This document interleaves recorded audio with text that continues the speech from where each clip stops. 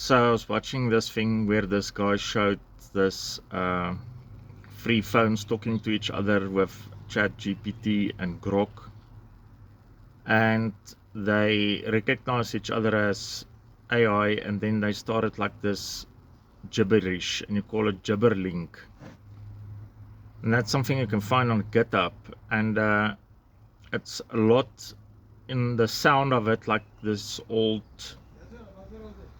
modems that went pew, pew, pew, pew, those things.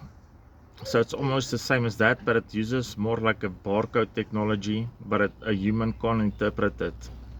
So that's default mode for them to switch to that as soon as they, through pattern recognition, because there's certain patterns that AI follow, especially in conversation, you can hear it, like they're a lot more mannered and taking the long way and stuff, you know? There's no shortcuts,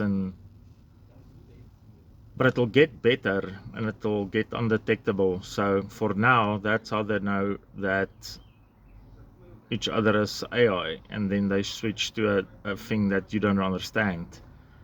And I watched this thing about this fraud thing in Minneapolis, and this creation of documents is a lot like that Epstein thing. You can do that. You can get AI to do that. And that investigation coincidentally started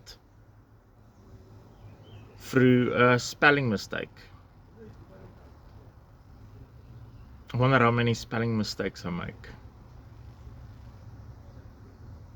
So anyhow,